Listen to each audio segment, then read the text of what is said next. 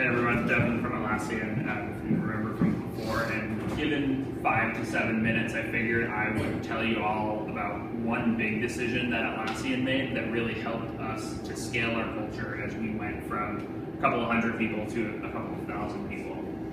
Just quick show of hands, has anyone heard of Atlassian in the room? Okay, awesome, some hands going up there. For those of you that haven't heard of Atlassian, we're a global software company. Our largest project, Jira, is one that a lot of people have heard of, even if you haven't heard of Atlassian. Jira is used by 37,000 of our 68,000 customers, so it's like the powerhouse product in the Atlassian portfolio. But other than Jira, we have a number of other products that we offer. Confluence, Bitbucket, HipChat, recently Trello, which is really exciting. But all of our products have one thing in common, and that's they help teams work better together. And it's probably not surprising that our mission is really to unlock the potential in every team. And whether that's a software team, an IT team, a marketing team, or a team that's planning their son's 8th birthday party, we want to help them collaborate and communicate and get things done. And Atlassian's been growing a ton. So this slide's a little bit old, but you can see that from 2012 to 2015, we grew from about 500 people to 1,500 people, to where we are today, which is just over 2,200 people. And scaling an organization like that requires the culture to kind of be malleable as the organization changes. And so I just wanted to talk a little bit about how we grew our culture along with the company and yet maintained the feel that Atlassian had established as a startup. Certainly it's very different today than it was when we were a younger company. But the way that we did that, and we hinted at this before, was really by making it all about our values. And at Atlassian, we're super proud of our values. We worked early on to define this set of 5 values, which just about any Atlassian is going to be able to tell you. So let's see if I can not look at the slide and actually remember them. The first is open company, no BS. I won't swear in front of y'all. Second is play as a team. Third, be the change you seek.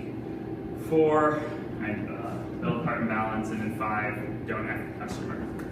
And so why did we do this? Why did we come up with this set of values? And the reason was early in the company's history, we made some hiring mistakes. And this was before my time, so I'm not to blame for that stuff. But luckily, there was a really valuable insight that came out of this. And especially if you're at a smaller company now, it's important to think about how those 50 or 100 or 200 people around you are going to expand as the company grows into a few thousand.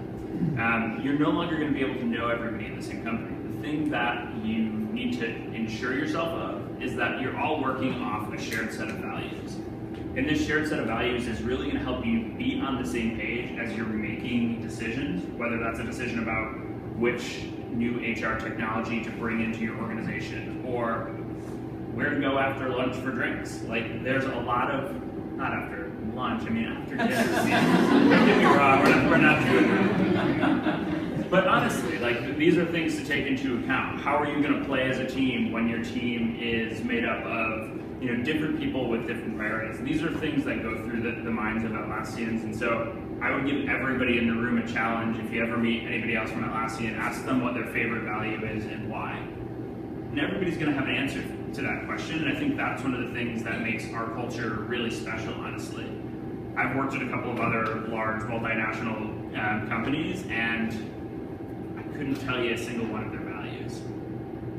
And I know they exist, but they're just not powerful enough. And I think that's another thing that I would tell everybody is think about your organization and think about how you're going to bring the personality of that organization to life and their values.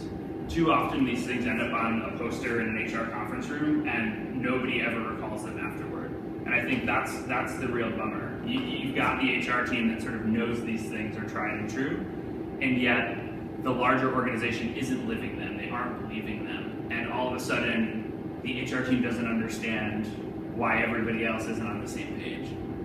So creating something that's powerful enough to be remembered and recited is a super key part to building a values-based organization so that your culture can scale from 100 to 1,000 to 10,000 and even beyond that. And so I know that's very, very top level, but I would just challenge everybody in the room today, when you leave, think about a couple of different things. What do the values look like at your organization? And if you're not happy with them, what do you have to do to change them? Secondly, are the people at your organization actively living and believing in these values, or is it sort of a mentality where you're living the culture as it exists today, but you're not really thriving around this defined set of values where you can all turn when you're making big decisions? And then last, and probably the most important piece here is, are you making big decisions off of this shared set of values? And I think that's the key here, right? It's nice to have a set of values that everybody can look at and believe in, but until you turn to those values to make big decisions for your organization, they're not really coming to life as much as they could. And I think they go a long way to build a set of trust within teams to help guide the decision-making process and trust one another that you're all making the right decisions for the company, because you know that you have these values in the back of your mind. And so that's it for me.